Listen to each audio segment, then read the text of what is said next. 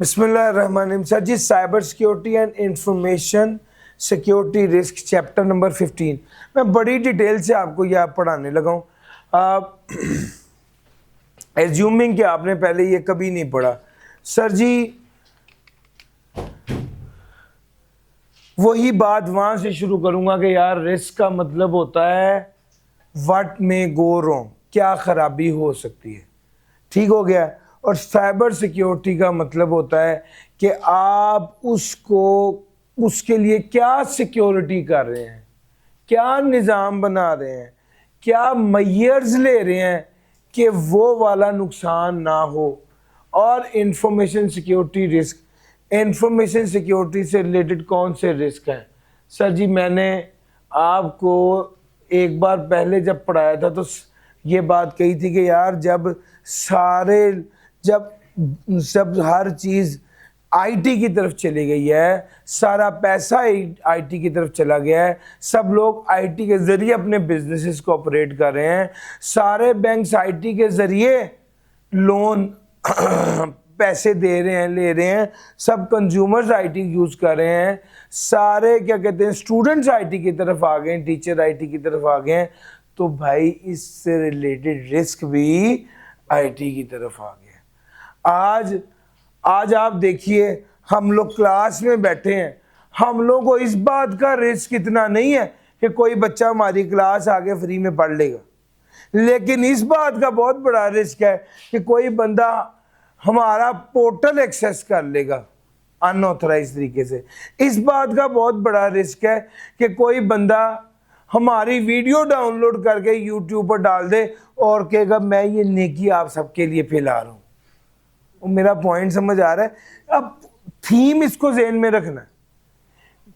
मैंने पूरी workshop plan कर ली है, जो सारे चैप्टर्स को मिला के करूँगा इंशाल्लाह 3 घंटे में उसको मैं पूरा करूँगा। रिस्क की सारी बातें उसमें बता दूंगा एक गो में। ये जो 4 जगहों पे एक बात लिखी हुई है, इसको एक बार बताऊंगा और पक्का, और उसके साथ आपको चीज़ें दे दूंगा कि यार ये कर लो। डाटा और रिस्क अगर आपने इस तरह से कर लिया, इंशाल्लाह पेपर पास हो जाएगा इंशाल्लाह। Done sir. अब उसमें ये वाला पोर्शन है, आपको ये बात समझाई कि यार cyber security involve both technology and people. यार असल में निज़ाम है सिक्योरिटी, इसमें इंसान भी शामिल है और इसमें टेक्नोलॉजी भी शामिल है। टेक्नोलॉजी में फायरवॉल, एनक्रिप्शन और सिक्योरिटी सॉफ्टवेयर्स हैं, और जबकि पीपल में वो लोग हैं जिन्होंने वो रूल्स फॉलो करने हैं। तो भाई फिर साइबर सिक्योरिटी में अगला जो मेन काम है वो ये कि सेंसिटिव डाटा अनऑथराइज यूज़ ना करे, सेंसिटिव डाटा को कोई अनऑथराइज बंदा एक्सेस ना करे, यूज़ ना करे। फिर उसके अलावा इस चीज़ को इंश्योर करना कि आईटी सिस्टम ऑपरेट करता रहे विदाउट डिसरप्शन, जिसका मतलब यह बिजनेस कॉन्टीन्यूटी प्लान। और मुझे याद है जब मैंने आपके साथ ये बात करने लगा था तो मैंने कहा था यार एक फिजिकल रिस्क है, रिस्क कौन से हैं, चोरी का रिस्क, टूट फूट का रिस्क है, या टेम्परेचर, फायर, इलेक्ट्रिक सर्ज, बिजली की फ्लक्चुएशन, या पानी का रिस्क है, यहाँ को बंदा अनऑथराइज यूज़ कर लेगा उसका रिस्क है, यहाँ को बंदा मैलिशियस सॉफ्टवेयर, कोई हसद के मारे, कोई गुस्से के मारे को सॉफ्टवेयर दे दे।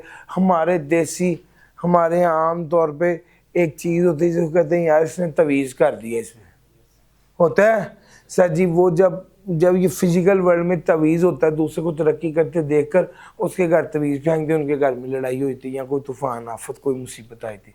सर जी, जिस किसी का सॉफ्टवेयर बहुत अच्छा चल रहा होता है वो फिर वहाँ पर तवीज़ ये है सर, मेलवेयर, मेलिशियस अटैक कर दिया, उसका कोई सिस्टम में ख़राबी कर दी, मेलवेयर ख़राबी आ गया, सिस्टम डिसरप्ट हो गया, डाटा तब्दील हो गया, डाटा डिलीट हो गया, हैक हो गया, आपका डाटा का कंट्रोल जो है वो चला गया, आपके नेटवर्क में कोई बंदा पेनिट्रेट कर सका।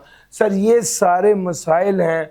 और इसके लिए फिर क्या है, डिजिटल थ्रेट्स हैं ये, और इसके लिए साइबर अटैक्स हैं, डिजिटल थ्रेट है, अनऑथराइज एक्सेस है, और इसको बचाने के लिए क्या है, साइबर सिक्योरिटी है। सर जी ये सारी बातें आपके साथ की थी। और हाँ, इसको थोड़ा सा डिस्कस कर लेते हैं कि भैया रेलिवेंट इन टुडे अब सक्सेसफुल साइबर अटैक, जो साइबर अटैक होगा अगर वो सक्सेसफुल है तो वो क्या करेगा, यहाँ आपका फाइनेंशियल लॉस होगा, इसके से पैसों का नुकसान होगा, यहाँ आपका रेपुटेशनल लॉस होगा। आपके फेसबुक पे एक लड़की कहती है मेरा नंबर जो है वो लीक हो रहा है, पता नहीं मैं कोई बच्चे बहुत बदतमीजी करते हैं। दूसरी लड़की कहती है, तीसरी लड़की कहती है, और चौथी लड़की कहती है कि मैंने तो बिल्कुल नई सिम ली थी, मैंने ये नंबर सिर्फ SBI वालों को दिया था। अब SBI इस और एकदम वॉइस ये रेज होती है कि SBI के पास जो स्टूडेंट्स, फीमेल स्टूडेंट्स पढ़ती हैं, उनसे नंबर लीक हो रहे हैं। तो क्या ये इदारे की रेपुटेशन पर क्वेश्चन मार्क है या नहीं? Yes sir. भैया आप सेंसिटिव डाटा लीक हो रहा है, और सर समझ आ रहा है सर, रेगुलेटरी पेनल्टीज और ऑपरेशनल डिसरप्शन, 4 बातें, financial loss, reputational damage, regulatory penalty है अगर लॉ की कंप्लाइंस ना की, यानी ऐसा टैक्स जिसकी वजह से आप नॉन कंप्लाइंट हो जाएं। नॉन कंप्लाइंट होने की वजह से आप पर जुर्माना आ जाएगा, आपकी रेपुटेशन खराब होगी, लोगों का एतमाद आपसे उठ जाएगा, आपको लीगल कॉम्प्लिकेशन में पड़ना पड़ जाएगा। यार मेरा पॉइंट समझ आ रहा है? दिस में बी द प्रॉब्लम। फिर ऑपरेशनल डिसरप्शन ये है कि सिस्टम में गो offline, impacting services and productivity. System offline हो जाए और इम्पैक्ट होगा सर्विसेज और प्रोडक्टिविटी पे। फिर global evolution of cyber security laws and standard, as the threats have gone so too has the regulatory and standard. जी जैसे जैसे चीज़ें ग्लोबलाइज हुई हैं, लॉज एंड रेगुलेशन भी ग्लोबलाइज हो गए हैं। सर जी ये आपका इंटरनेशनल लॉज हैं, निस्ट सिक्योरिटी साइबर सिक्योरिटी है, फिर ISO 27001 है, फिर FATF है, ये ग्लोबल लॉज हैं और ये पाकिस्तानी लॉ हैं। क्या ये दोनों लॉज पर अमल करना जरूरी है? यस, इसका जवाब ये है कि यस। एक तरफ तो इंटरनेशनल ग्लोबल लॉज को कंप्लाई करना ज़रूरी है, आपके इनेक्जर्स में ISO 27001 शामिल है, आपके इनेक्जर्स में पीका भी शामिल है, SBP भी शामिल है, SCCP सिक्योरिटी भी शामिल है, और साइबर सिक्योरिटी, ये सारे रेगुलेशंस आपके इनेक्जर्स में शामिल है। हाँ, सबसे पहला इनेक्जर क्या है? कॉर्बेट इनेक्जर A, B, वो इनेक्जर A है, ये B है, और ये C है, और फिर ये और ये D है। तो भाई मैंने इन सारे इनेक्जर्स के हवाले से आपके साथ वीडियोस इंशाल्लाह शेयर कर देनी है। बस ये हमारी आज आखिरी क्लास है, अब वीडियोस शेयर हो जाएंगी। सर मैलिशियस सॉफ्टवेयर, अब इसकी बात कर लें। अब ये सारे आपके साथ बड़े डिस्कस किए थे। एडवेयर ये था कि फ्लड यूज़र, अनवांटेड एडवर्टीजमेंट इतनी ज़्यादा उसको फ्लड कर दे उसके साथ कि उसका सिस्टम की प्रोसेसिंग स्लो हो जाए। स्पाईवेयर जासूस है, आपके सिस्टम में पेनिट्रेट करके आपके क्रेडेंशियल्स ले जाता है। वायरस एक मैलिशियस सॉफ्टवेयर है जो अपने आप को लेजिटिमेट सॉफ्टवेयर शो करता है लेकिन असल में होता नहीं है, और जब आपके सिस्टम में आ जाता है तो फिर स्प्रेड करता है। वर्म्स ये भी सेल्फ रेप्लिकेटिंग मेलवेयर है that spreads across network without user intervention, consuming resources and causing system failure. ये सेल्फ रेप्लिकेटिंग मेलवेयर है जो स्प्रेड होता है across network without user intervention, consuming resources and causing system failure. Worms में ये वाली बात, ये अपने आप को रेप्लिकेट करता है। ट्रोजन हॉर्स की अगर मैं बात करूं तो malware disguises as legitimate software that creates waste in unauthorized access। Trojan horse क्या है? ये सर अपने आप को लेजिटिमेट सॉफ्टवेयर शो करता है जबकि ये उस रास्ते से होकर अनऑथराइज एक्सेस ले लेते हैं। स्केयरवेयर क्या है? स्केयरवेयर ये यूज़र को ये सोचता है, यूज़र को ऐसे लगता है जैसे उसका सिस्टम इन्फेक्टेड हो गया है, एक्चुअल में नहीं हुआ होता, और यूज़र को मजबूर करता है कि वो फेक सॉफ्टवेयर बाय करे जैसे आपको लगे कि आपको बीमारी हो गई, डॉक्टर खुद ट्रिक करे और उसको लगे आपको चक्कर आ रहे हैं, आपको चक्कर आ रहे हैं, आपको चक्कर आ रहे हैं, उसको कोई चक्कर नहीं आ रहे, उसको कहा आपको चक्कर आ रहे हैं, बाद उसको चक्कर की दवाई भेज दी। मेरा पॉइंट समझ आ रहा है? ऐसे ही ये वाला सॉफ्टवेयर होता है, ये यूज़र बिलीव करता है कि उसका सिस्टम इन्फेक्टेड है और उस बेस पर वो मजबूर करके उसको फेक सॉफ्टवेयर भेज देता है। सर ये मैलिशियस सॉफ्टवेयर की जब आज तक जितनी बार बात हुई उनसे मुराद ये सारे साइबर क्राइम। मुझे याद है ये सारी बातें मैं आपके साथ पहले कर चुका हूँ, क्विकली करवा देता हूँ। साइबर स्टॉकिंग क्या है? किसी को धमकी देना ऑनलाइन प्लेटफॉर्म के ज़रिए। फिर फॉर्जरी क्या है? Fake digital documents. फिर सॉफ्टवेयर प्राइवेसी क्या है? अनऑथराइज पायरेसी, कॉपी कर लेना, अनऑथराइज कॉपी कर लेना। फिर साइबर टेररिज्म क्या है? The use of digital technologies to attack और disrupt critical infrastructure to achieve political और आइडियोलॉजिकल ऑब्जेक्टिव्स। ये साइबर टेररिज्म। Cyber terrorism. फिर फिशिंग क्या है? fraudulent emails or messages that trick user into revealing personal और financial information। Fishing आपके साथ already बता चुका हूँ, काफ़ी चीज़ें, हैकिंग बता चुका हूँ, डिनाइल ऑफ सर्विसेज, हैक करना, दूसरे के सिस्टम को अनऑथराइज एक्सेस ले लेना। फिर डिनाइल ऑफ सर्विसेज है, इतने ज़्यादा ओवरलोड कर देना सिस्टम को ट्रैफिक के साथ कि वो अवेलेबल ही ना रहे। सोफिस्टिकेटेड अटैक में सलामी अटैक, डाटा डिल्डिंग, ईमेल स्पूफिंग और लॉजिक बॉम्ब्स, ये सारे मैंने आपको पढ़ाए थे। इनसाइडर वो होता है कि आपका अपना मुलाजिम दी हुई अथॉरिटी को मिसयूज़ करे, और एक्सटर्नल ये होता है कि जहाँ पे हैकर जो आपकी कंपनी में काम नहीं करता वो आपके सिस्टम में पेनिट्रेट करे। ये सारी बातें मैं आपको ऑलरेडी बता चुका हूँ। आपने पहला, दूसरा, तीसरा लेक्चर था जिसमें मैंने बताई थी।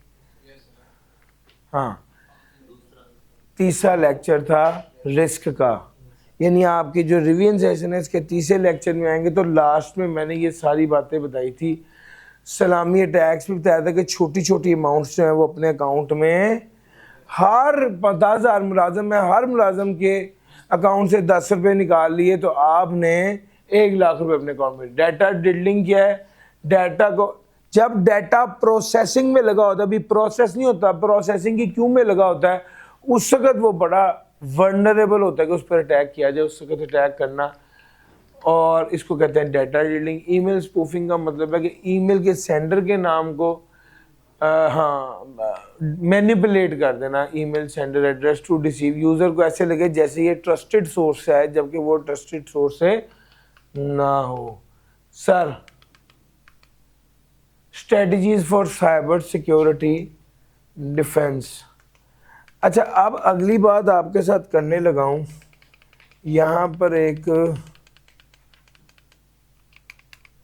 इम्पोर्टेंट, यार आपके साथ प्रिवेंटिव, डिटेक्टिव और करेक्टिव वाली बात हो गई थी ना।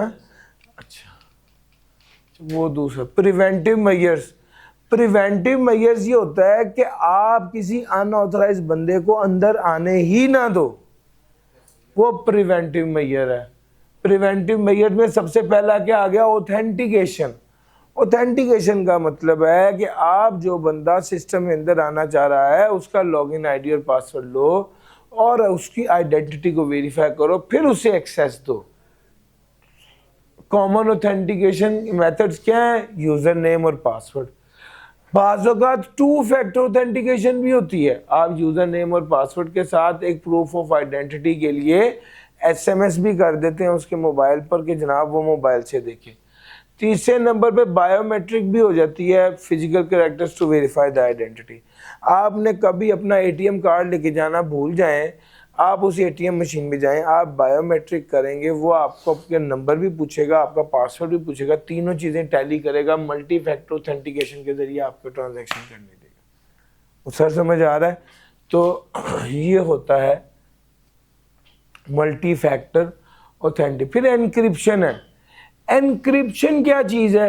डेटा को इस तरह से कन्वर्ट कर लेना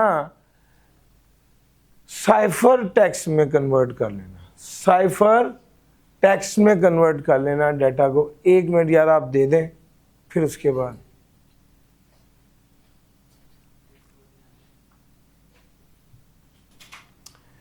अच्छा जी, एनक्रिप्शन क्या है?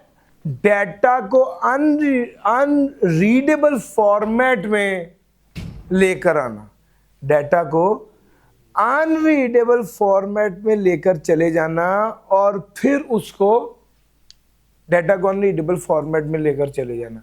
यानी जब डाटा आपने सेव किया है तो डाटा अनरीडेबल होना चाहिए, कोई बंदा उस डाटा को एक्सेस करे तो वो पढ़ ना सके, समझ ना सके। डाटा को कहीं भेज रहे हैं तो डाटा को एक बार एनक्रिप्ट करके भेजें ताकि दरमियान में अगर इंटरसेप्ट हो जाए, यार मेरा पॉइंट समझ आ रहा है, इंटरसेप्ट हो जाए तो कोई बंदा उसको अंडरस्टैंड ना कर सके।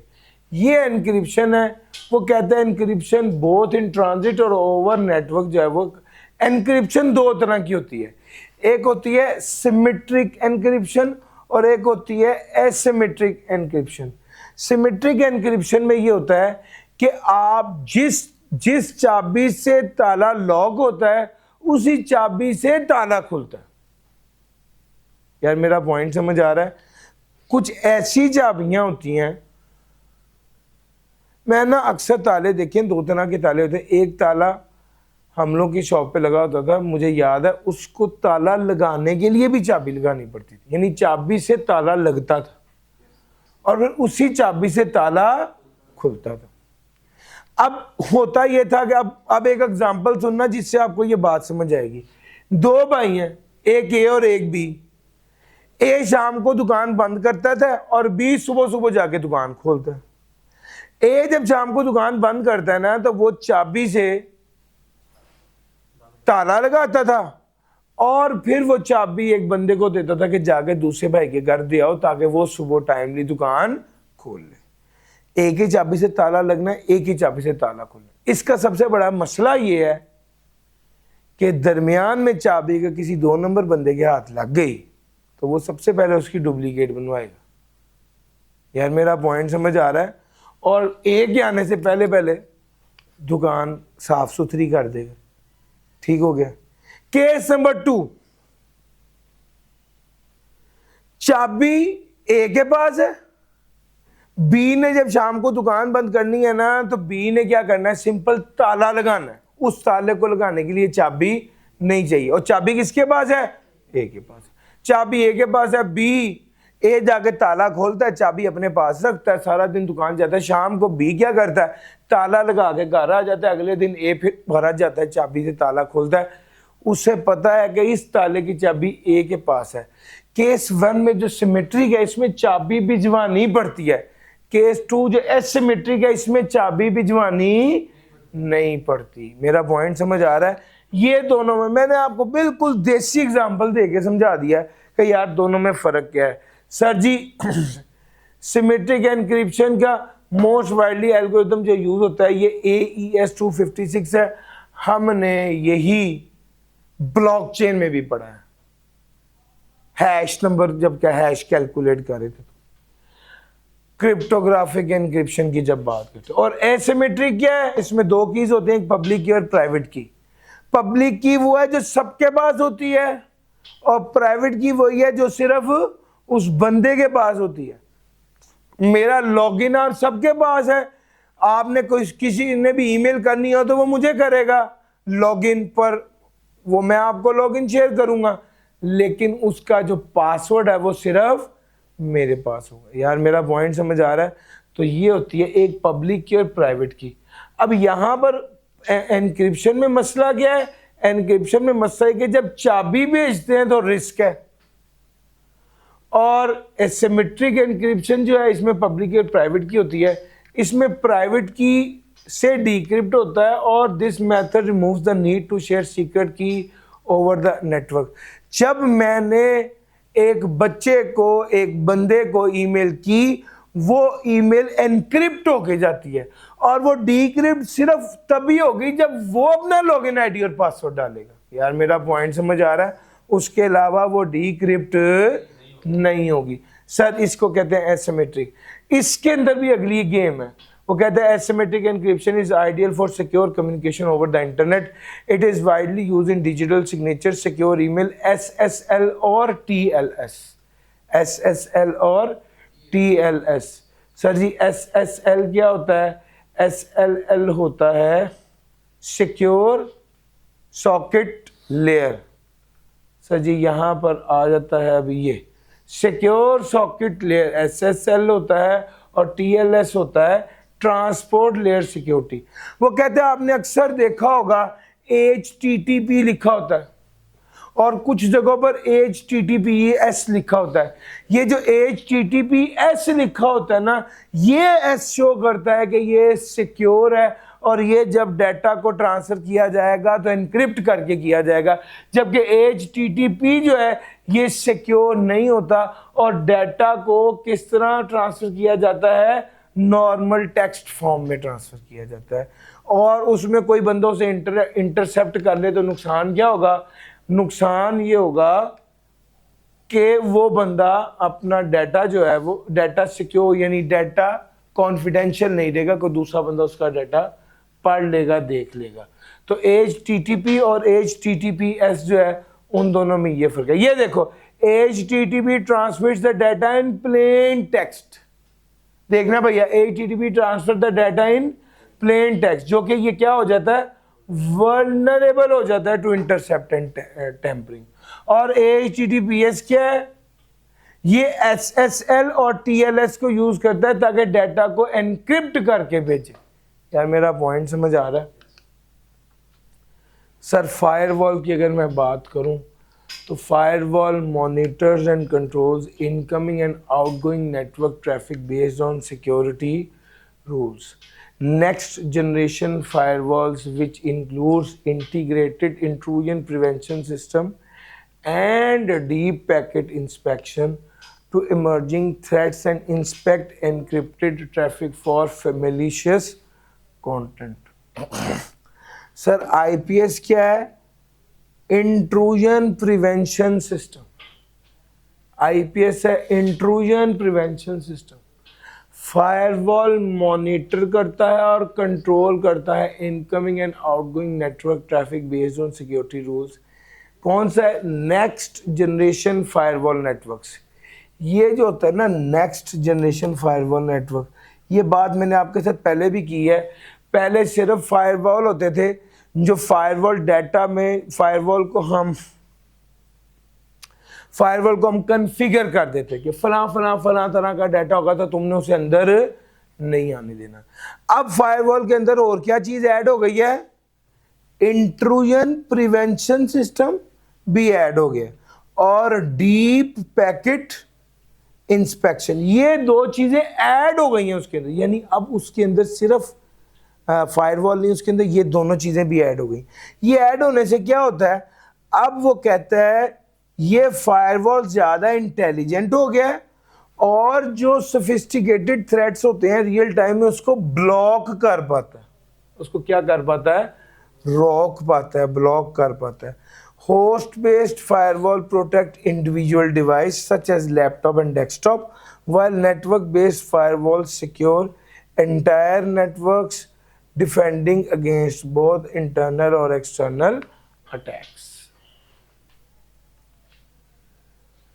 डिटेक्शन एंड मॉनिटरिंग की बात करूं तो detection and monitoring system provide early warning science of suspicious activity and help mitigate potential breaches before they escalate.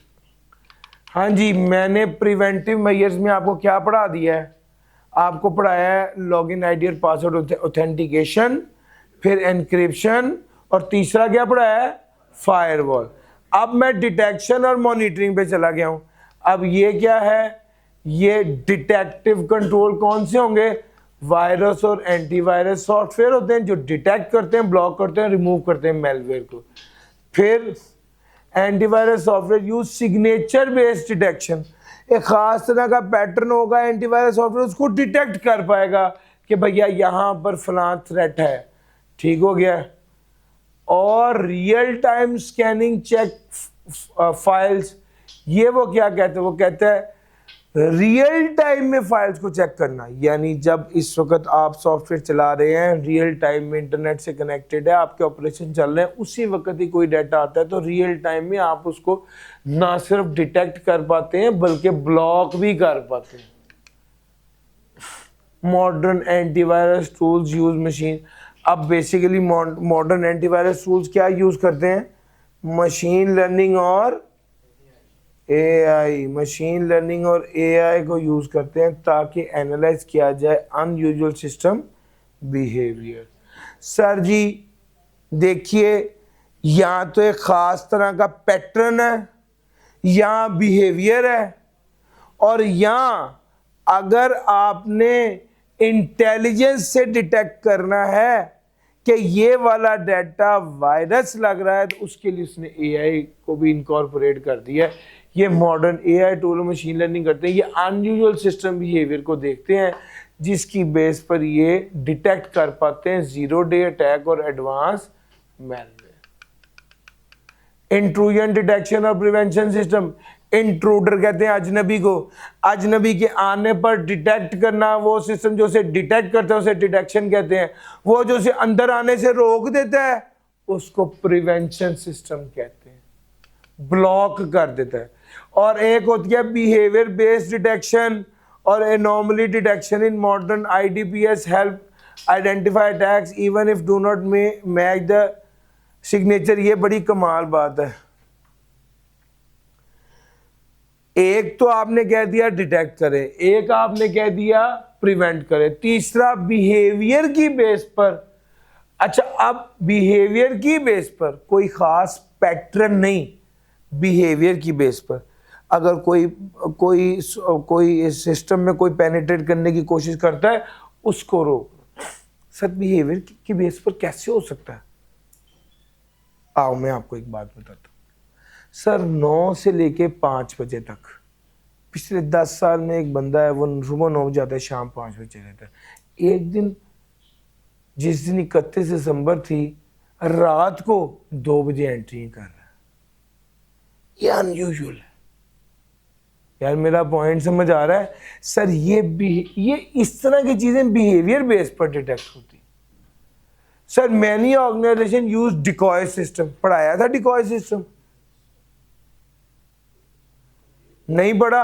आओ सर मैं बताता हूँ। एक बंदा जनाब 4-5 उंगलियों में 5 सोने की अंगूठियां, यहाँ पर चेन फुल भारी सोने की पहन के ये बाय रोड पर फिर रहा। ठहर तो जा भी। वो जब पहन के फिर रहा है तो एक बंदा जो कि आम तौर पे वारदात करता है, कोई पिस्तौलें लेके चोरियां करते हैं, वो देखिए तो वो यार ये बड़ा अच्छा मौका है, इसको तो पकड़ो ना। वो जनाब वो फौरन जाके उस बंदे की सर पे गन रख के कहते हैं जी निकाल दो जो है। अब काशिफ ज़मीर जैसे ही हाथ खड़े करता है फौरन पुलिस आ जाती है और वो सारे चोरों को पकड़ लेती है। और वो हंस के कहते देखा हम तो जान के इसको बाहर लेके आए थे, हम चाहते थे कि चोरों को पकड़ें कि किस तरह से ये किस तरह से चोरी करते हैं, इनकी टेक्निक को भी देखेंगे और हम चोरों को पकड़ के निकालेंगे भी सही। यार मेरा पॉइंट, इस सिस्टम को इसको कहते हैं ट्रैप सिस्टम, हनी पॉट भी कहते हैं। चलो आओ फिर, अब जब बात चली तो एक मस्ती की बात ही सुन लो। हनी पॉट वाली बात सुनाई भी ना मैंने पहले भी? नहीं सुनाई? सर हुआ असल में ये है कि ये भाई को सारी अंदर की खबरें हैं। सर जी हमारे मुल्क के मशहूर राइटर हैं खलीलुर रहमान, इनको किसी खातून ने अप्रोच किया। इन्होंने कहा जी कि फलां बातचीत हुई, थोड़ी 2-4 दिन चैट हुई, तो उन्होंने कहा कि फलां जगह पर तुम मुझसे मिलने आ जाओ, रात 2 बजे का टाइम दिया। इन्होंने भी कहा यार बड़ा मुनासिब टाइम है, मैं जो पहले दिन में 4-6 दिन मिलता और फिर रात का टाइम करता, डायरेक्ट ही पहली बार ही रात का ही टाइम है। ये साहब वहाँ गए, जब वहाँ पर चले गए तो उन लोगों ने इसको पकड़ के मारा भी बड़ा और इससे पैसे पूसे भी ले लिए। अब ना ये हाँ करने जोगा है ना ये ना करने जोगा। इसको बोलते हैं कानून वैसे देसी हनी ट्रैप। तो बेसिकली ये ट्रैप करते हैं, ये नक्कल उतार, ये अपने आप को एक कमजोर टारगेट बना देते हैं और फिर अटैक करते हैं पूरी। वैसे बहुत से केसेस में, ये तो एक मशहूर बंदा था तो हो गया, बहुत से केसेस में पूरी मुनज़्ज़म टीम्स होती हैं। अक्सर सुनते हैं कि वो जनाब वो खातून है, उसने इशारा किया कि जी मुझे आगे तक छोड़ दें, वो बंदे ने उसको अंदर बिठाया है, तो उसने जनाब वो आगे जाके तो उसके टीम के और लोग होते हैं उसके साथ जुड़ के तो ये सब करते हैं। तो मैं अपने बाशऊर कौम को समझाऊंगा कि खबरदार, ये बेसिकली ट्रैप्स होते हैं और इसमें आपने नहीं फंसना है, लिफ्ट ही नहीं देनी। हमने उस तरफ जाना ही नहीं है जिस तरफ से बंदा फंस जाता है। ठीक हो गया? तो ये जो वर्नरेबल अटैकर, ये बेसिकली जो अटैकर्स होते हैं ना, उनको अट्रैक्ट करते हैं और फिर जब अट्रैक्ट कर लेते हैं तो फिर उनको ट्रैप कर लेते हैं। अच्छा जी, security information and event management, इसकी बात काफ़ी ज़्यादा 16 और 17 चैप्टर में भी हुई है। बुनियादी तौर पे ये सिस्टम कलेक्ट करता है और कंबाइन करता है लॉग्स। ये एक ऐसा सिस्टम है जो मौजूदा सिक्योरिटी सिस्टम से सारा डाटा इकट्ठा करता है और फिर ढूंढता है कि कमी कजी कहाँ पर है और कहाँ से अटैक हो सकता है। यार मेरा पॉइंट समझ आ रहा है? एक बंदा है जिसको हमने सिर्फ ये रखा हुआ है कि तुम जरा आगे पीछे देख के आओ, कहीं कोई मसला तो नहीं हो रहा। यहाँ से वो कैमरे भी देख रहा है, सिक्योरिटी गार्ड से पूछता है, पीछे वाले गार्ड से पूछता है, सबसे पूछ के मालूमात कर लेता है और फिर बताता है कि जी ये नीचे तो आपकी सिक्योरिटी ठीक है, शायद साथ वाली छत से कोई मजदूर इधर जंप मार के चोरी ना कर दे। मेरा पॉइंट समझ आ रहा है? ये एक ऐसा सिस्टम है जो कलेक्ट करता है और कंबाइन करता है लॉग्स और security event from the multiple sources. और ये जो सोर्सेज हैं आपके पास, फायरवॉल है, आईडीएस है, एंटीवायरस है, सर्वर्स है, एंड पॉइंट्स है, सारों से इंफॉर्मेशन को गैदर करता है और फिर ये एक ऐसा टूल है जो एनालाइज करता है डाटा को रियल टाइम में कि कोई सस्पिशियस एक्टिविटी हो तो उसको अलर्ट किया जा सके। कोरिलेट करता है इवेंट्स को from different system to identify security threats, centralised view of overall security status देता है। Sir ji, modern SIEM system जो है ना वो एआई और मशीन लर्निंग को इस्तेमाल करता है ताकि थ्रेट को डिटेक्ट कर सके, प्रिडिक्ट कर सके, अलर्ट करे ऑर्गेनाइजेशन को। सर जी, इसमें काफ़ी ज़्यादा कंपनीज हैं जिनके ये ऐप्स हैं। सर जी, IBM की भी है, स्पंक एंटरप्राइज भी है, माइक्रोसॉफ्ट भी है, आर्क ये HP वाले हैं इनकी भी है, लॉगरिदम की भी है। सर ये सारे करते एक ही काम है, सिक्योरिटी ऑपरेशन सेंटर्स। अच्छा जी, ये मैंने आपको बता दिया। अब जरा अगली बात आपके साथ करने लगा और वो क्या है, सिक्योरिटी ऑपरेशन सेंटर्स। ये बुनियादी तौर पे क्या होते हैं, ये सेंट्रलाइज यूनिट होता है जो कॉन्टिन्यूस सिक्योरिटी को इंश्योर करता है। सर जी देखिए मेरी बात सुने, ये इदारा 12 घंटे चलता है, 12 घंटे बंद रहता है, लेकिन बहुत से इदारे 24 घंटे चलते हैं, तो वहां पर सिक्योरिटी भी 24 घंटे चाहिए होती है, ज्यादा अलर्ट वाली। यस, वेबसाइट्स 24 घंटे चलती हैं तो वहां पर भी सिक्योरिटी 24/7 चाहिए होती है। अच्छा, हमने एक सिक्योरिटी ऑपरेशन सेंटर बनाया जाता है जो कि डिटेक्ट करता है और रिस्पॉन्स करता है सिक्योरिटी इंसिडेंट को 24/7। डाटा कलेक्ट करना, उसको एनालाइज करना ऑर्गेनाइजेशन इंफ्रास्ट्रक्चर के हवाले से।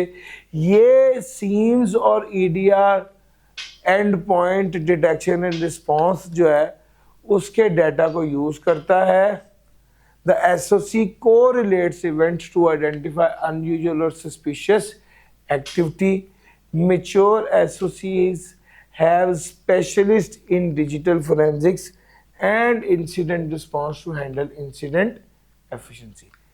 अच्छा, अब ये ऐसा सिस्टम है, बेसिकली सेंट्रलाइज यूनिट है जो सिक्योरिटी के लिए रिस्पॉन्सिबल है 24/7 और ये सीम से और EDR से डाटा को हासिल करता है, इन टूल्स को यूज करता है डाटा को हासिल करने के लिए और आइडेंटिफाई करने के लिए अनयूजुअल सस्पिशियस एक्टिविटी तो नहीं हो रही।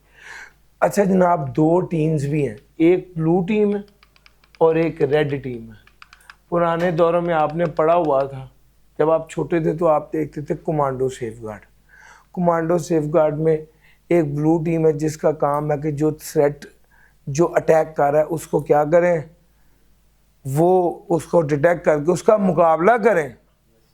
और रेड टीम क्या करती है, और एक वो टीम है जो हमला करती है। हम ज़रा इन दोनों चीज़ों को देख लेते हैं।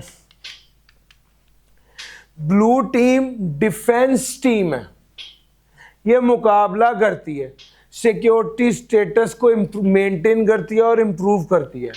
इन रिस्पॉन्सिबिलिटीज में शामिल है firewall, monitoring system logs, patching vulnerabilities, proactively defending against attack. Sir ji ये 4 काम ब्लू टीम कर रही है। ब्लू टीम क्या कर रही है, configuring firewall, monitoring logs, patching vulnerabilities और प्रोएक्टिवली डिफेंडिंग अगेंस्ट अटैक्स। और रेड टीम पहले पढ़ा दूं, रेड टीम वो टीम है जो झूठी मूठी चोर बनी हुई है। ये अटैक करती है ऐसे जैसे अटैकर ने अटैक करना होता है। जैसे हमारी 25 लोगों की टीम है सिक्योरिटी की, 5 लोग बुनियादी तौर पे खुद सिक्योरिटी की टीम ही है, उनको लगाया कि तुम चोरी करके दिखाओ। मेरा पॉइंट समझ आया। इसी तरह ही आपको पता है इदारे जो बड़ी ऑर्गेनाइजेशन है उन्होंने 5-5, 7-7 लोग सिर्फ रखे होते हैं, खुद हैक कर रखे होते हैं कि हमारे सिस्टम को हैक करो। मेरा पॉइंट समझ आ रहा है। हम भी बच्चों को कहते थे, बच्चों आप में से जो बच्चा हमारे पोर्टल से वीडियो डाउनलोड कर ले उसको 5,000 रुपये इनाम। हमारा वीडियो हमारा पोर्टल डाउनलोडेबल नहीं है, और अगर आप डाउनलोड कर लें तो हमें समझ आ जाएगी ना कि हमारे सिस्टम की क्या वीकनेस है। आप कहेंगे जी मैंने डाउनलोड कर लिया, मैं कहूँगा आओ बैठो मेरे सामने करो डाउनलोड। आप जब डाउनलोड करेंगे मुझे समझ आ जाएगी कि यार ये तरीका है। हमारा करोड़ों का सिस्टम है, अगर आपको 5,000 देने से उसमें वीकनेस आइडेंटिफाई होती है और वो सिक्योर होता है तो महंगा तो नहीं है। मेरा पॉइंट समझ आ रहा है sir? This is ready team, समझ आई है? अगर आप इस तरह से वो मुख्तलिफ तरीके लगाकर डाउनलोड कर लें तो आप बुनियादी तौर पे रेड टीम का हिस्सा हैं। और रेड टीम ने ये भी देखना होता है कि ब्लू टीम चौकस भी है या नहीं है, सही तरीके से काम भी कर रही है या नहीं कर रही। स्पीयर, अच्छा वो कहता है अब इसने बाकायदा लिखा हुआ है रेड टीम सिमुलेट, नकल करती है अटैक की, जैसे हैकर्स अटैक करते हैं। रियल वर्ल्ड अटैकर बिहेवियर को देखना to find weakness. Red team test how well the blue team and SOC detect and respond to threats. Common attacks includes spear phishing, privilege escalation, and lateral movement. Insight from red teaming help strengthen defense and improve incident response. Spear phishing, privilege escalation और lateral movement. Spear phishing का क्या मतलब है? Targeted emails to trick users. Spear phishing होता है user को trick करना कि वो सेंसिटिव इंफॉर्मेशन दे दें। प्रिविलेज एस्केलेशन क्या होता है? Gaining higher access rights than allowed. और लेटरल मूवमेंट क्या होता है? Moving within a network to find valuable target. ये 3 तरह के अटैक करती है रेड टीम। और ब्लू टीम का क्या काम है मैंने आपको बता दिया। यार समझ आ गया? लो सर, हम बेसिकली डिटेक्शन और मॉनिटरिंग पर है। थ्रेट इंटेलिजेंस वो प्रोसेस है जिसके ज़रिए हम कलेक्ट करते हैं, एनालाइज करते हैं, यूज़ करते हैं information about cyber threats. Sources includes internal monitoring, external threat feeds, collaboration platforms and dark web. It helps organization anticipate attack and understand attackers' tactics. Organization can respond proactively to evolve threat using this intelligence. Traditional detection tool. Traditional detection tool ये अगला है। Virus और antivirus ये routine के पुराने detection tool है जिसके जरिए डिटेक्ट किया जाता है। और यही डिटेक्शन टूल आज जो है वो एडवांस टूल्स भी यूज़ कर रहे हैं, मशीन लर्निंग यूज़ कर रहे हैं ताकि डिटेक्ट कर सकें। इंट्रूजन डिटेक्शन और प्रिवेंशन पढ़ लिया, हनी पॉट्स और डिसेप्शन टेक्निक्स पढ़ ली। सर हनी पॉट्स तो याद रहेगा ना सर जी। आगे चलते हैं, incident response.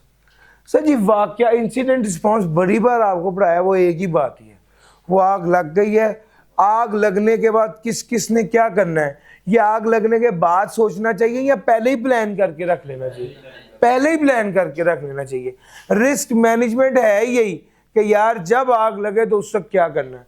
Sir ji a well designed incident response strategy ensures that organization can quickly contain, investigate and recover from attacks। पहले आ गया forensic analysis। Forensic analysis investigates cyber incidents and breach, help identify the root cause and extent of damage।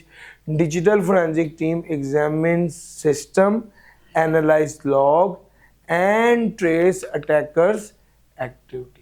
For forensic, forensic कहते हैं fraud को, fraud से forensic निकला है जी। Fraud को detect करना, इंसिडेंट को डिटेक्ट करना, इंसाइट लेना और अल्टीमेटली अपने सिस्टम को इम्प्रूव करना।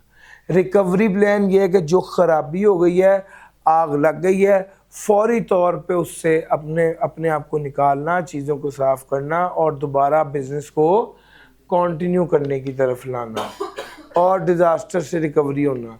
फिर पोस्ट है, सब कुछ हो गया, क्लासेस कंटिन्यू हो गई, अब आराम से बैठ के सोचना यार हमें सिस्टम में क्या इम्प्रूवमेंट करनी चाहिए, क्या क्या चीज़ें होती तो ये प्रॉब्लम ना होती, या क्या क्या चीज़ें होती तो नुकसान कम होता। यार मेरा पॉइंट समझ आ रहा है? इसको कहते हैं post incident analysis and improvement. जब प्रॉब्लम हुई तो क्या हुई, फिर फ्यूचर में इम्प्रूव कैसे किया जा सकता है, रिकवरी कैसे की जा सकती है, और सब कुछ होने के बाद पोस्ट इंसिडेंट एनालिसिस क्या है। Sir automated security. Automated security reduce human error, ensure consistency in applying security policies and accelerate incident detection and response। Standardized security protocols। automated security का मतलब है ऑटोमेटेड सिक्योरिटी से मतलब है help reduce human errors, ensure consistency in applying security policies and accelerate incident detection and response. फिर automated tools can scan system. आपका system automatically इस तरह का हो कि वो नेटवर्क को स्कैन करे, वल्नरेबिलिटीज को डिटेक्ट करे, आउटडेटेड सॉफ्टवेयर उसमें जो कमी है उसको देखे। फिर सेल्फ हीलिंग सिस्टम एक ऐसा सिस्टम होता है जो ऑटोमेटिकली माइनर प्रॉब्लम्स को फिक्स भी कर रहा होता है। और ये वाली जो मॉनिटरिंग है ये वन ऑफ नहीं होती बल्कि कॉन्टिन्यूअस होती है। Sir automated incident response plan जिसको जी ये इंसिडेंट रिस्पॉन्स प्लान है। यहाँ पर ना एक चीज़ और देखिए, वो कहता है यार आप ना अगर आपका सिस्टम कोई अफेक्टेड है, किसी सिस्टम में वायरस आ गए तो आपको सबसे पहले क्या करना चाहिए, उस सिस्टम को बाकी सिस्टम से डिटैच कर दें, आइसोलेट कर दें, ताकि वो वाला वायरस पूरे नेटवर्क में ट्रेवल ना करे। इसको कहते हैं क्वारंटीन। यार आप कोरोना में सुनते थे ना क्वारंटीन, ये वो अफेक्टेड सिस्टम को फोरेंसिक एनालिसिस करें, कहाँ से आया, stakeholders, blocking malicious traffic. सोर बुनियादी तौर पे प्लेटफॉर्म है जो रिड्यूस करता है मैनुअल एफर्ट को और हेल्प करता है मैनेज लार्ज स्केल इफेक्टिवली। अच्छा जनाब अब अगली बात आ गई। हाँ शुक्र है थोड़ा सा टॉपिक कुछ चेंज हुआ है, ये सारी बातें मिलती जुलती थी लेकिन एक बात बड़ी अहम है। सर जी मेरे पास एक ऑप्शन तो ये है कि मैं एक ऑप्शन तो ये है कि मैं 3 कार्ड रखूँ, 3 कार्ड को सिक्योरिटी 3 तरह के वो दूँ, पिस्टल दूँ, उन्हें बिठाऊँ, उन्हें सारा समझाऊँ और फिर भी रिस्क रहता है कि ये नैले हैं। एक और तरीका भी है, एक और तरीका भी है, मैं एक सिक्योरिटी कंपनी से रब्ता करूँ जिनके पास एक्टिव लोग मौजूद हैं, जिनको काम भी आता है, जिनके पास असला भी जदीद है, जिनके पास रिसोर्सेज भी हैं, वो सिक्योरिटी दें। वो समझ आ रही है? ये जो थर्ड पार्टी सिक्योरिटी देती है इसको कहते हैं मैनेज सिक्योरिटी सर्विस प्रोवाइडर्स। वो कहता है ये जो लोग सिक्योरिटी प्रोवाइड करते हैं कहते हैं आपको क्या हो गया, सिक्योरिटी हम पे छोड़ दें, आप अपना काम ध्यान से करें, आप अपनी सेल्स करें, आप अपने ऑपरेशंस पे फोकस करें, सिक्योरिटी हम कर लेंगे। Sir manage security service provider जो है थर्ड पार्टी फर्म्स हैं। सर जाहिर बात है जिसका काम ही सिक्योरिटी प्रोवाइड करना उसके पास असला भी चालू होगा, लेटेस्ट होगा, गोलियां भी होंगी, अपडेटेड भी होगा, फिर सिक्योरिटी का काम भी उन लोगों को ज़्यादा बेहतर आता होगा जिनका काम ही सिर्फ यही है। यार मेरा पॉइंट समझ आ रहा है? तो भैया ये मैनेज सिक्योरिटी सर्विस प्रोवाइडर जो है ना ये स्पेशलाइज्ड थर्ड पार्टी फर्म्स हैं जो डिलीवर करते हैं, that delivers outsource monitoring management and response service for an organization cyber security infrastructure, MSSP। ये एक्सेस ऑफर करते हैं साइबर सिक्योरिटी एक्सपर्ट को advance tools and 24/7 protection.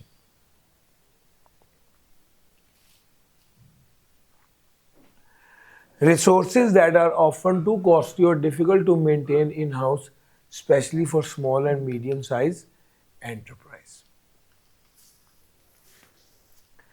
24/7 threat monitoring होगी।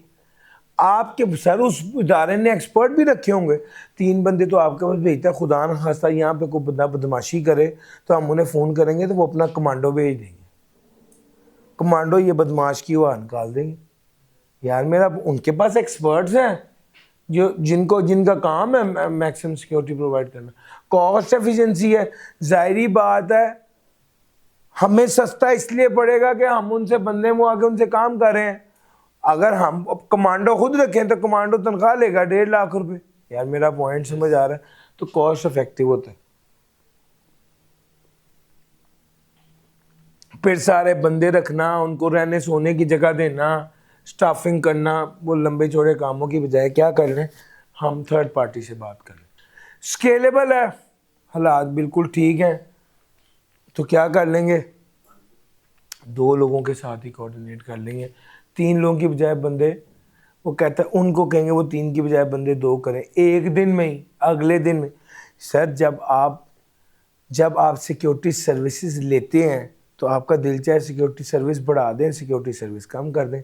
याद है सर्वर अटैच हो जाते थे, सर्वर लैदा हो जाते थे वेबसाइट पे, ईद दिनों में जब रश ज़्यादा होता था, नेटफ्लिक्स पे जब हफ्ता इतवार आती थी, याद है ना? वही सब चीज़ें फिर यहाँ पर भी स्केलेबिलिटी पर अप्लाई होती हैं। कंप्लायंस सपोर्ट, सर यही लॉज एंड रेगुलेशन की कंप्लायंस को भी इंश्योर करने की सर्विस देते हैं।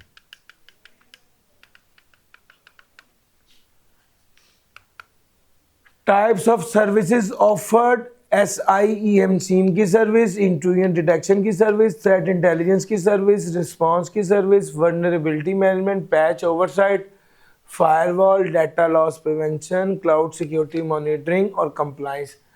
यार मोर और लेस ये सारी जो मसाइल है ना उसके हल उसने सारे इसमें लिख दिए रिस्क से रिलेटेड ना।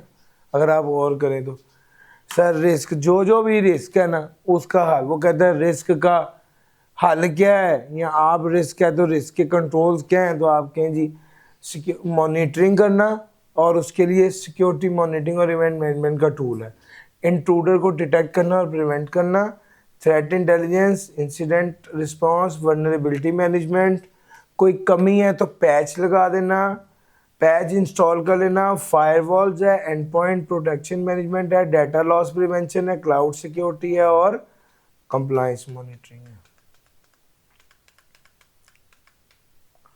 सर जी जाहिर बात है इसकी सबसे अच्छी बात है कि ये सिक्योरिटी MSSP किस चीज़ को इंश्योर करेगा, बिजनेस कॉन्टिन्यूटी, आपके ऑपरेशंस बंद ना हो, ये असल बात है। एमर्जिंग सिक्योरिटी रिस्क, सर जी अब देखिए ना आर्टिफिशियल इंटेलिजेंस भी है, IoT भी है, क्लाउड कंप्यूटिंग भी है, AI भी है। अब ये सारी चीज़ें जो नई वैरायटी आती जा रही है, आपके घर के अंदर जब आपके प्रेमिसेस में ड्राइव थी वहाँ पे ज़्यादा रिस्क था, या जो क्लाउड में डाटा सेव है वहाँ पे ज़्यादा रिस्क है? क्लाउड में ज़्यादा रिस्क है सर, क्लाउड 100% क्लाउड में ज़्यादा रिस्क है। आपने सिस्टम को बंद करके रखा हुआ तो बैठे बैठे उसके अंदर वायरस तो नहीं निकल आना, उसमें कीड़ा तो नहीं लग जाना। लेकिन जो क्लाउड पे पड़ा हुआ है समहाउ वो तो हर वक्त वल्नरेबल है। सर आईओटी, इतनी ज़्यादा इंटरनेट डिवाइसेस हैं आपके साथ कनेक्टेड है, आपके सिस्टम के साथ, रिस्क है। किसी भी डिवाइस के जरिए नेटवर्क को एक्सेस किया जा सकता है। यार मेरा पॉइंट समझ आ रहा है? जो डिवाइस आपके इंटरनेट के साथ कनेक्टेड है, किसी भी डिवाइस के जरिए इंटरनेट को कनेक्ट किया जा सकता है, नेटवर्क से कनेक्ट किया जा सकता है। क्लाउड कंप्यूटिंग,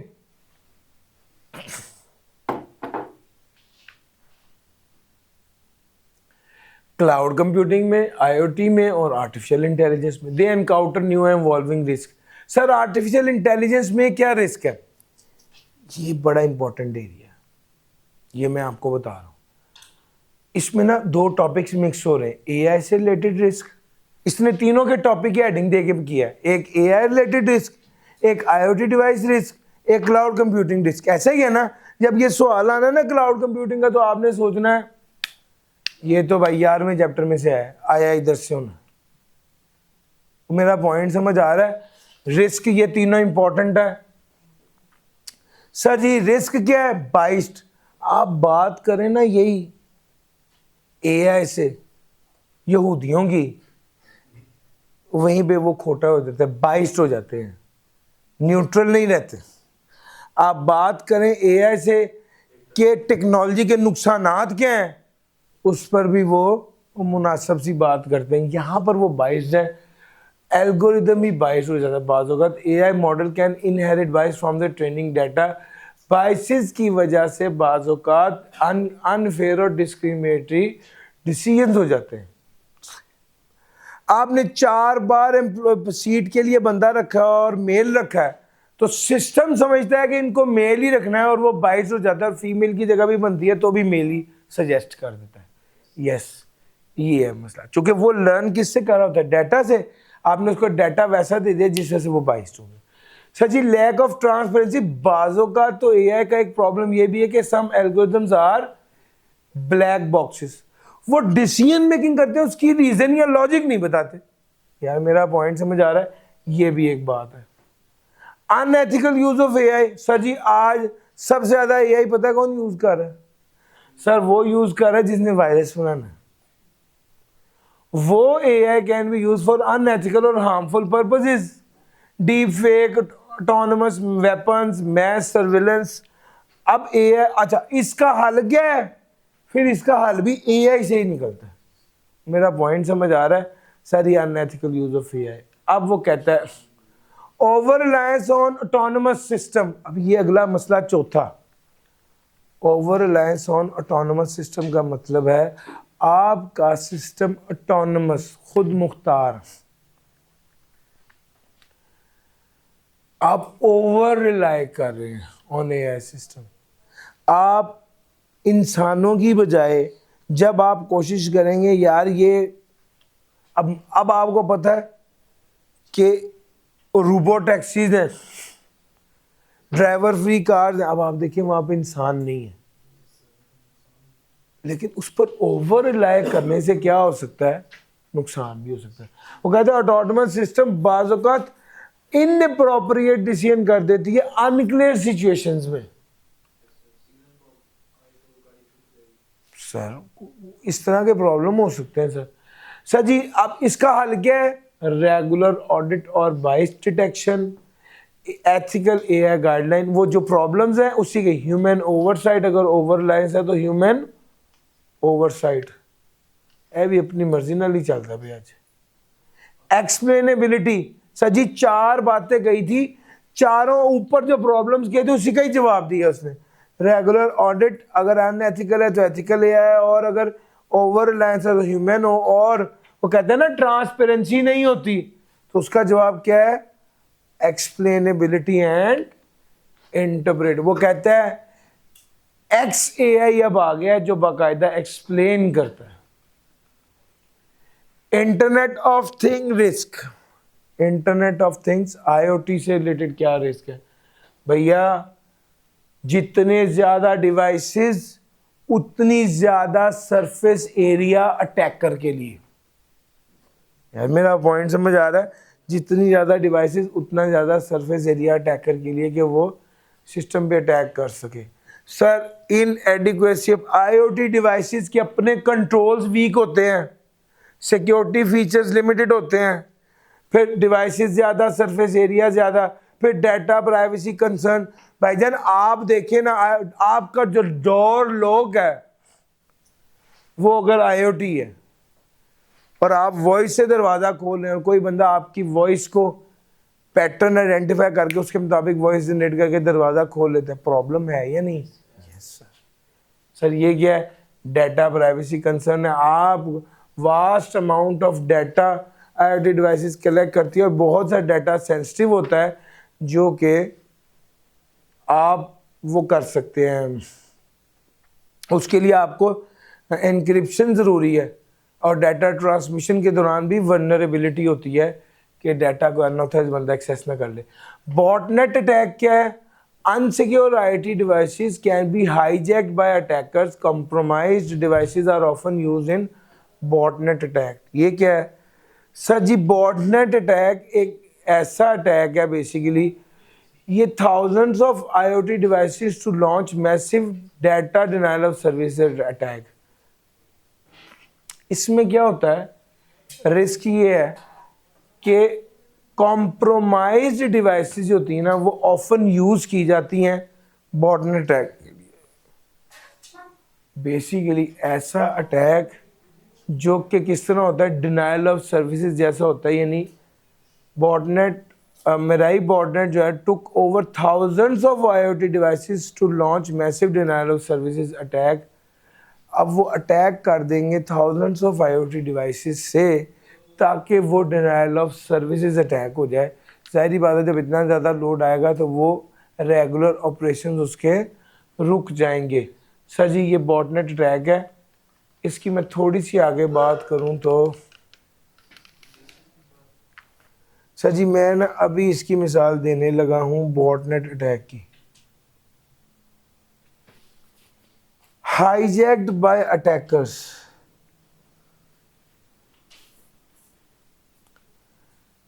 ये वो वाला अटैक, ये ना कमज़ोर कॉम्प्रोमाइज्ड डिवाइस होती, कॉम्प्रोमाइज्ड डिवाइसेस होती हैं जो कि बॉटनेट अटैक किसी ऐसी डिवाइस को इस्तेमाल करता है जिसकी सिक्योरिटी पूरी नहीं होती। एग्जाम्पल लीजिए, ये वाला घर है, एक इसके साथ वाला घर है। इस घर की सिक्योरिटी बहुत अच्छी है, इसका एक दरवाज़ा है जो साथ वाले घर से कनेक्टेड है, साथ वाले घर की दीवार टूटी हुई है, तो मैं इस घर के अंदर घुसना चाहता हूँ तो मैं साथ वाले घर से होता हुआ घुस जाऊँगा। यानी मैं कॉम्प्रोमाइज्ड डिवाइसेस को यूज़ के ज़रिए से बॉटनेट अटैक करूँगा। यार मेरा पॉइंट समझ आ रहा है? जो डिवाइसेस हल्की हैं जिसमें सिक्योरिटी सफिशिएंट नहीं है उनके ज़रिए से अटैक किया जाता है, उसे बॉटनेट अटैक कहते हैं। सर नेटवर्क को सेगमेंट कर दें। नेटवर्क को सेगमेंट करने का मतलब है कि आपको 1000 डिवाइसेस एक नेटवर्क में अटैच करने की क्या ज़रूरत है?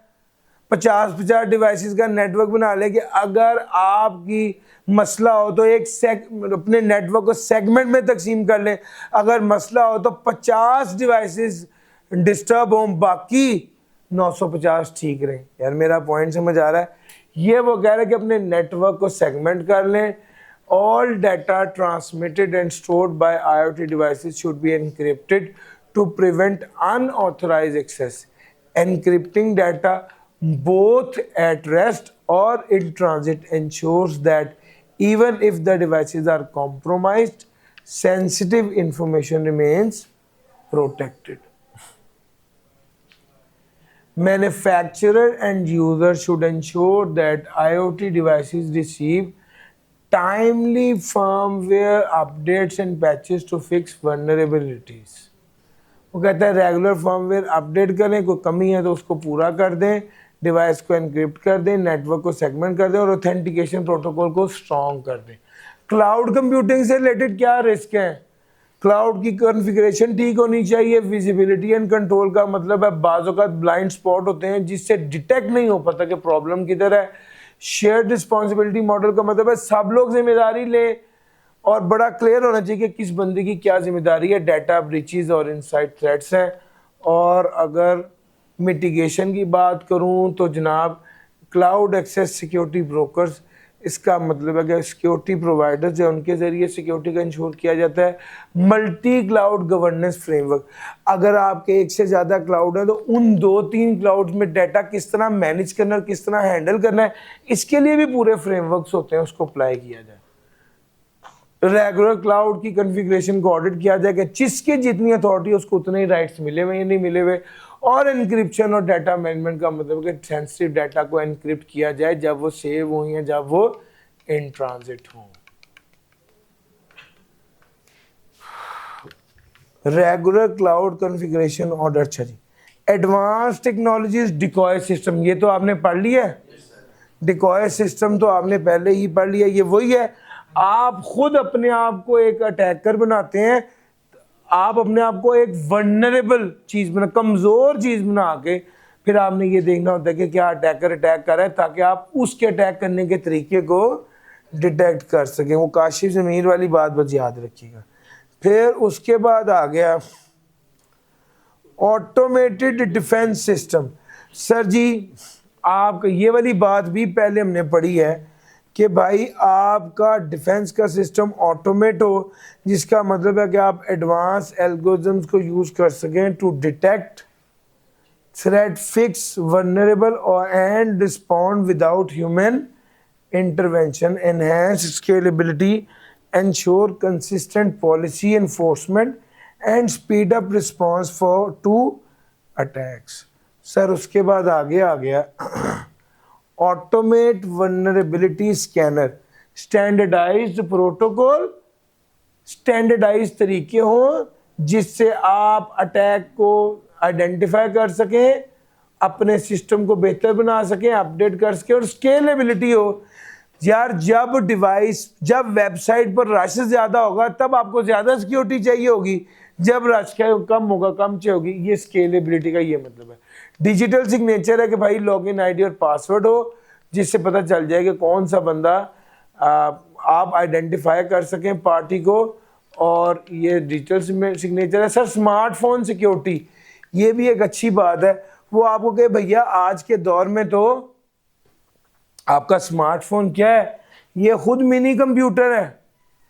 आप डाटा को एनक्रिप्ट करें। इस यहाँ पर भी आपने देखे, आप कभी व्हाट्सएप पर बात कर रहे होते हैं, आपको मैसेज करते हुए वो लिख रहा होता है नीचे कि ये मैसेज एनक्रिप्टेड फॉर्म में जाएगा। इसका मतलब है कि ये क्या है, ये सिक्योर है। और वीपीएन को यूज़ करें। लोग क्या कर रहे होते हैं, आपको पता है, आप जो वाईफाई यूज़ कर लेते हैं कोई भी, वो सारा उसके लिए आपके मोबाइल में मौजूद डाटा को एक्सेस करना आसान हो जाता है। और आप मोबाइल एक पब्लिक वाईफाई को यूज़ करके अपनी बैंक डिटेल्स को खोल रहे होते हैं, जो कि नहीं करना चाहिए। ठीक हो गया। खैर आपके अकाउंट उतने पैसे नहीं होते तो खैर है, लेकिन इंशाल्लाह आज नहीं तो कल तो होने हैं ना। ये आदत पड़ी हो तो कल को 7 करोड़ भी पड़ा होता, आप उसमें भाई ज़रा वाईफाई का पासवर्ड तो देना। ठीक है, ये बात है। सर जी लेयर्ड सिक्योरिटी, बेस्ट प्रैक्टिस में लेयर्ड सिक्योरिटी है। फिर एनक्रिप्शन, यार ये अब देख लो, एक ही चैप्टर में कि 36 बार आ गया है। एनक्रिप्शन, फायरवॉल और मॉनिटरिंग।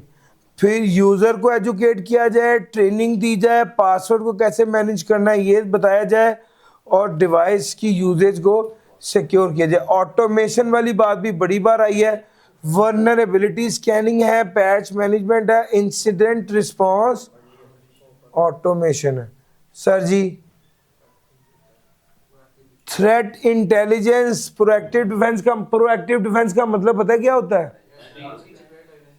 जी सर, उसकी थप्पड़ लगने से पहले ही अपने आप को अटेंटिव रखना और अपने आप को तैयार रखना। थ्रेट इंटेलिजेंस भी बुनियादी तौर पे ये है। रियल टाइम मॉनिटरिंग में सीम सिस्टम भी यही करता है, कॉन्टीन्यूसली स्कैन करता है और frequent risk assessment, continuously risk को असेस करें।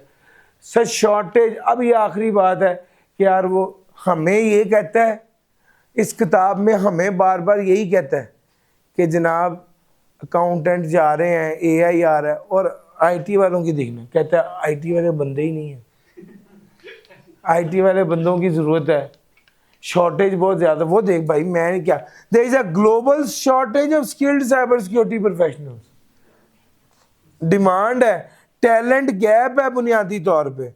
जितने ज़्यादा डाटा लॉस और रिस्क ब्रीचेस है उतने बंदे नहीं हैं, और अगर हैं तो पैसे बहुत मांगते हैं। वो कहता है रैपिड डिजिटल ट्रांसफॉर्मेशन है, increase adoption of cloud computing, remote work, IoT has expanded the threats, creating new demand for cybersecurity oversight. Evolving threat vector. Cyber threats are constantly evolving, requiring professionals with up-to-date skill. Sir ji, lack of specialized IT training, training नहीं है, high burnout. Sir ji, tension वाली job बड़ी है, 24 घंटे कभी भी कोई भी थ्रेट राइज हो सकता है, कोई भी अटैक हो सकता है, ये मसला है। अब इसका हल क्या है? पहला हल ये है, अपने इंटरनल टैलेंट को अपस्किल करें, उन्हें ट्रेनिंग दिलाएं। दूसरा, थर्ड पार्टी बंदों को बुला लें, वो जो MSSP पढ़ा है उन बंदों को बुला लें। Leverage manage security service. तीसरा, AI और ऑटोमेशन टूल यूज़ करें। चौथा, प्राइवेट पब्लिक पार्टनरशिप। आपके पाकिस्तान में बहुत ज़्यादा भी नेफ्टेक का जो पूरा निज़ाम यहाँ पर हुआ है लाहौर में, कि यार पंजाब गवर्नमेंट जो है वो फ्री ऑफ कॉस्ट बच्चों को कोर्सेज करा रही है IT के, तो पब्लिक प्राइवेट पार्टनरशिप है। फिर आप हायर कर लें बंदे, और अपनी हायरिंग जो वो है ना, अपनी हायरिंग की रिक्रूटमेंट की पॉलिसीज़ को थोड़ा रिलैक्स कर दें। आपने जो कहा कोई तुम्हारा 18 साल का तजर्बा हो, कोई बात नहीं, 5 साल वाला बंदा भी चलेगा अगर हमारा काम कर दे। फ्लेक्सिबल कर दें, वर्किंग आवर्स फ्लेक्सिबल कर दें। बैकग्राउंड, कि हमें सिर्फ मिसाल के तौर पे ऊंचा लंबाई बंदा चाहिए, कुछ छोटे कद का है उससे भी गुजारा कर लें। मिसाल के तौर पे diverse background, offering flexible work arrangement to attract group with fewer members in technology. Sir ji, ये आ गया, ले सर, कोशिश की बहरहाल। विद इन दिस चैप्टर आप सिर्फ ये देखें, बाकी सारी बातें छोड़ें, इस चैप्टर के अंदर कितनी रेपिटेशन है सर जी। अभी तो 14, 16, 17 को छोड़ भी देना, आप सिर्फ इस चैप्टर को ही देखें तो उसने 3 बार फायरवॉल की बात की है, 3 बार उसने इंट्रूजन डिटेक्शन सिस्टम की बात की है, 3 बार उसने SIEM सीम की बात की।